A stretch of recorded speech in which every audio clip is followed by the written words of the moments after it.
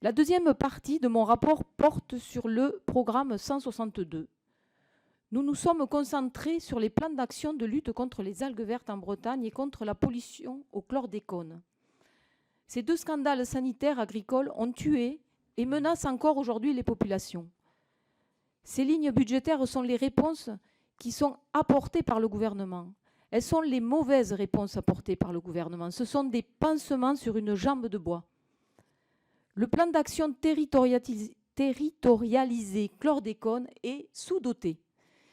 La négligence fautive de l'État a été reconnue sur ce sujet, mais pourtant, sa réponse pour tenter de réparer les dégâts est ridicule. Sur le terrain, nos agents publics, comme les associations, font un véritable travail, mais sans l'appui colossal qui devrait exister.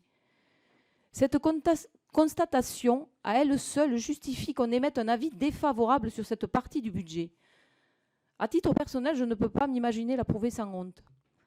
On pourrait s'imaginer au moins que de ce scandale passé, on tire des leçons. Il n'en est rien. Parmi les départements qui utilisent le plus de glyphosate à l'hectare, on retrouve la Martinique et la Guadeloupe. Son usage, en plus d'être toxique, augmente les flux de chlordécone. Hier, le chlordécone, aujourd'hui le glyphosate, avec les mêmes arguments mortifères inchangés selon lesquels il n'y aurait pas d'alternative et que la production s'écroulerait sans lui. Vous voyez où je veux en venir. Il nous faut changer de modèle agricole pour intégrer pleinement le respect de l'environnement, du travailleur agricole, de la santé du consommateur et du bien-être animal. C'est la seule solution. Votre amendement propose d'augmenter de 4,3 millions d'euros les crédits alloués au volet territorial du plan chlordécone. Il n'est pas mauvais sur le fond. Toutefois, je suis obligée de signaler la manœuvre de récupération politique. En janvier dernier, quand les Antillais manifestaient pour obtenir réparation, on ne vous a pas vu. Et d'ailleurs, on ne vous a jamais entendu sur le sujet. Et c'est bien dommage. Je soutiens l'amendement, mais pas la manœuvre.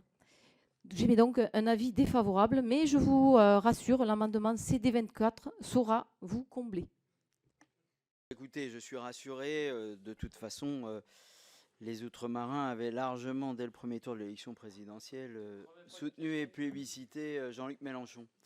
Mais la seconde raison qui me motive à défendre cet amendement, c'est l'empathie, l'émotion et l'engagement de Madame la rapporteure à propos de cette question du chlordécone, notamment dans les Antilles.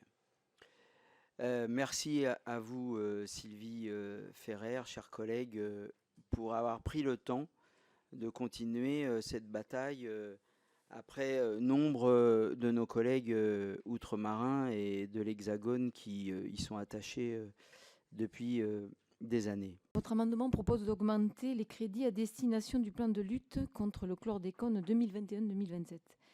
La monoculture hyper productiviste de la banane destinée à l'exportation en Martinique et en Guadeloupe a conduit à l'épandage massif de produits phytosanitaires sur ces territoires, ce qui a eu des effets désastreux sur la santé des ouvriers et des ouvrières agricoles, mais également de l'ensemble de la population.